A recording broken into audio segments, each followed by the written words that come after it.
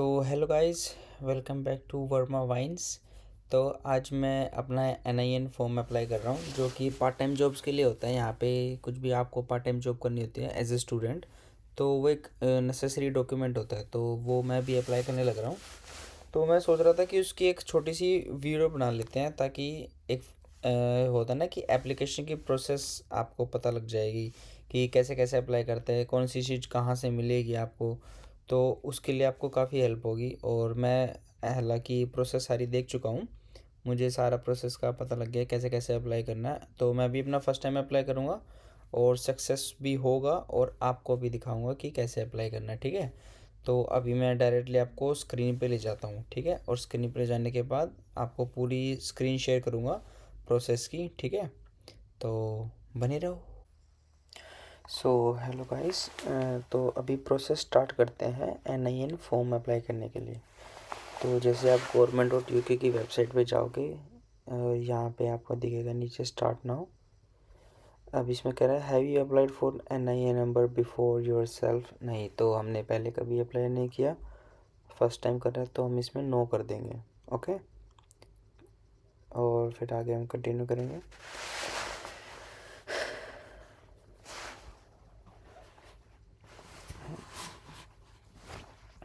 अब कह रहा है आर यू वर्किंग और looking for work in UK। So yes, I am looking for work in UK। और इसमें आपका full name, first name and sir name डाल दीजिए। और जैसे मैं भी डाल देता हूँ अपना नंबर नाम। कंटिन्यू। अब इसमें कह रहा है have you had a different name before Sachin Verma. नहीं, हमने कभी चेंज नहीं किया। कंटिन्यू।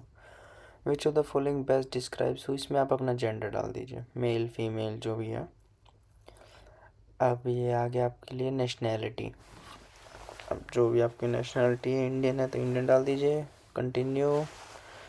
डेट ऑफ बर्थ, और ठीक है।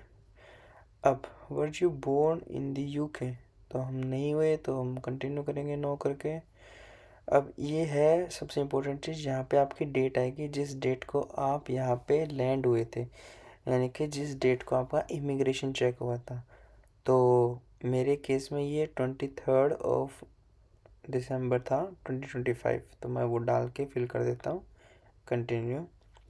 अब ये है इम्पोर्टेंट, ये है आपका पोस्टल कोड डाल दीजिए जो भी आपका अकोमोडेशन है। तो बस सिर्फ पोस्टल कोड डालना, उसके नेक्स्ट स्टेप में आपको पूरा प्रॉपर एड्रेस मिलेगा, ठीक है। अभी देखो जैसे हम नेक्स्ट में आएंगे आपको प्रॉपर सारे एड्रेस मिल जाएंगे। जो आपका एग्जैक्ट एड्रेस होगा वो डालना, क्योंकि बहुत ज़रूरी होता है, क्योंकि बाय पोस्ट ही आपका NIN नंबर आपको इशू होगा, ठीक है। तो कंटिन्यू कर देंगे फिर यहाँ से। अब कह रहा है can we send letters to your address. Yes of course. Continue. अब ये नेक्स्ट स्टेप है, do we send letters printed format. तो इसमें क्या है, इसमें येस कर देना, क्योंकि आपको सिर्फ प्रिंटेड फॉर्मेट में चाहिए आपका लेटर। ये जो नो वाला होता है ये उनके लिए होता है जो पर्सन विद डिसेबिलिटीज़ के लिए हैं, तो आप इसमें नो ना करें, इसमें येस कर देना। आपका स्टैंडर्ड फॉर्मेट में प्रिंट होके आ जाएगा वो, ठीक है, आपके एड्रेस पर ही। अब कह रहा है can we send you confirmation mail. तो इसी में येस करके आप अपनी कॉलेज वाली मेल डाल सकते हो अगर आप स्टूडेंट हो तो। अदरवाइज़ आप अपनी कोई भी एक पर्सनल मेल डाल सकते हो जिसमें आपको ये नोटिफाई करेगा कि आपका NIN नंबर बन के आ गया है। बट प्रेफरेबल यही रहेगा कि आप अपने यूनिवर्सिटी की ईमेल डालिए। Continue. If you have questions about your applications can we phone you. इसमें भी आप येस कर दीजिए। और जो आप यहाँ पे UK उतर के जो आपने अपने UK का नंबर लिया है वो नंबर आप इसमें फिल कर दीजिएगा। यहाँ पे मतलब जब आप लैंड करके आप एक होता है इंटरनेशनल रोमिंग वगैरह ख़रीदना, वो वाला नहीं चलेगा इसमें। जैसे काफ़ी स्टूडेंट्स करते हैं कि इंटरनेशनल रोमिंग ख़रीद लेते हैं इंडियन नंबर परचेज़ करके, तो वो इसमें नहीं चलेगा। इसमें आप अपना जब आप UK आ जाते हैं आप किसी भी लोकल मार्केट से सिम खरीदिए, उसे एक्टिवेट कीजिए, और उसके बाद जब आपको वो मिलेगा तब आपका वो आपका प्रॉपर UK नंबर होगा, और वो ही आपको फिल करना है, उसी पे आपको ये कॉल करेंगे। तो असल में मेरे को अपना मोबाइल नंबर अभी याद नहीं है तो मैं उसको देख के टाइप कर रहा हूँ, ठीक है। फिल करके फिर उससे कंटिन्यू कर दीजिए। काफ़ी मुश्किल स्टेप नहीं है ये, आसान है काफ़ी, हर कोई बच्चा भर सकता है। तो इसलिए मैं ये वीडियो रिकॉर्ड कर रहा हूँ ताकि आप भी आराम से इसे फिल कर पाएँ। अब ये काफ़ी बेसिक सवाल है। Do you have A passport? Yes करके पासपोर्ट नंबर डाल दीजिए अपना, और मैं अपना जैसे पासपोर्ट नंबर इसमें मैंने डाल रहा हूँ। ठीक है, पासपोर्ट नंबर डालिए, कंटिन्यू करिए। अब do you have a visa to live and work in UK? हाँ यस कर दीजिए, क्योंकि आपके पास ई वीज़ा। अब ये एक आता है विजेंट, विजेंट कैसे कहते इसे, ये एक्चुअली प्रिंटेड फॉर्मेट होता है पासपोर्ट के ऊपर। तो अब करंटली तो हमारे ई वीज़ा आ रहे हैं, तो हम इसमें नो कर देंगे। लिखा हुआ भी है कि अगर आपका डिजिटल वीज़ा है तो आप लगे जैसे डिजिटल वीज़ा यानी ई वीज़ा ही है, तो इसे नो करके कंटिन्यू कर देना। Like do you have res UK residency card? नहीं हमारे पास नहीं है। Do you have a certificate of application और number of UK home office? अब ये बहुत इंपॉर्टेंट है। ये दो तरीके से आप इसको चेक कर सकते हो। एक आपको आपकी मेल पे मिलेगा। मेल अब कैसे बताऊँ मैं, जो आपकी जिस मेल से आपने यूनिवर्सिटी में अप्लाई किया है इंडिया में बैठ के, उस मेल में आपको ये नंबर मिल जाएगा। और डायरेक्ट आपने जस्ट जीमेल खोलिए, उसमें यूके होम ऑफिस सर्च कीजिए, वहीं पे आपको रेफरेंस नंबर मिल जाएगा एक मेल के अंदर। दोबारा अगर वेरीफाई करना तो आपके पासपोर्ट के पीछे एक बार कोड होता है, वो भी सेम यही होता है, आप वहाँ से वेरीफाई करके वो भी डाल सकते हैं। अब इसमें है can you upload your digital photo?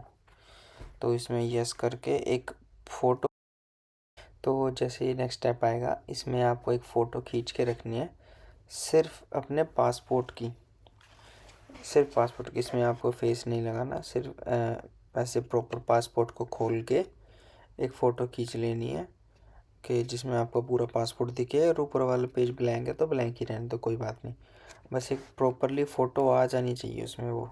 ठीक है, बस फिर इसे यस करके कंटिन्यू कर दो, और फिर एक और पासपोर्ट फ़ोटो खींच लेना जिसमें आपके फेस के साइड में पासपोर्ट होना चाहिए, लेफ़्ट साइड, राइट साइड, जहाँ पे भी रखना चाहो रख लो, और क्लियरली विजिबल हो कि मतलब आपका फेस भी और आपका पासपोर्ट भी, दोनों चीज़ क्लियरली विजिबल होनी चाहिए। ठीक है, बस फिर उसके बाद यस करके माय फेस मैचेस, ओके। अब ये आ गया फाइनल फॉर्मेट जिसमें सारी डिटेल्स फिल आउट है जो जो आपने भरी हैं। ठीक है, एक बार इसको दोबारा से रीवेरीफाई कर लीजिए एक एक चीज़ को, जैसे कि आपका नाम, डेट ऑफ बर्थ, नेशनैलिटी, आपका कब यूके आना, आपका एड्रेस, आपकी मेल, आपका मोबाइल नंबर, और सबसे मेन चीज़ तो वैसे मेल और मोबाइल नंबर और आपका एड्रेस होता है, क्योंकि सारी चीज़ें डिटेल्स वगैरह जो भी आपकी इसी पे आएंगी। ठीक है, पासपोर्ट नंबर और इमिग्रेशन स्टेटस डॉक्यूमेंट जो मैंने आपको बताया था कि आप मेल के थ्रू से चेक कर सकते हैं। ठीक है, और पासपोर्ट के पीछे भी वो होता है बारकोड में, तो वो सब वेरीफाई कर लेना। और डॉक्यूमेंट्स अपलोड में आपका पासपोर्ट देख लेना क्लियरली विजिबल हो रहा है नहीं, और आपका पासपोर्ट जो दूसरी फ़ोटो आपने लगाई है आपके पासपोर्ट के साथ, वो भी करके टिक करके एक्सेप्ट एंड सेंड।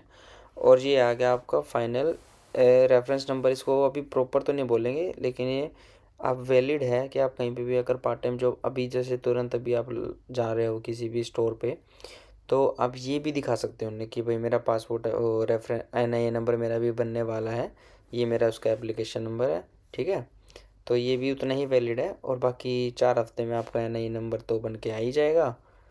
ठीक है, तो बस यही प्रोसेस है, कंप्लीट, बस ख़त्म, बाय बाय। और आई होप कि आपको सारी प्रोसेस समझ आ गई हो गई। फिर भी आपको अगर कोई भी डाउट हो तो आप डायरेक्ट मुझे कमेंट कर सकते हैं यूट्यूब पर ही, मैं आपको डायरेक्ट एक थोड़ा सा और टाइप्ड फॉर्मेट में आपको सारा चीज़ बता दूंगा। वैसे ऐसी ज़रूरत पड़ेगी नहीं, क्योंकि मैंने वीडियो में काफ़ी डिटेल में आपको सारी चीज़ें बताई हैं। तो आई होप कि आपको सारी हेल्प हो जाएगी, और ज़रूरत नहीं पड़ेगी आपको, वैसे एक बारी में आपको सारे प्रोसेस समझ आ जाएगी। ठीक है, तो प्रोसेस सिर्फ यही थी, सिंपल था। अभी 3-4 हफ्ते के अंदर आपका आराम से NIN बन के आ जाएगा, आराम से घर पे बैठो। ठीक है, और वीडियो इन्फॉर्मेटिव है और आपको अच्छी लगी तो प्लीज़ चैनल को लाइक करो, शेयर करो एंड सब्सक्राइब द बटन।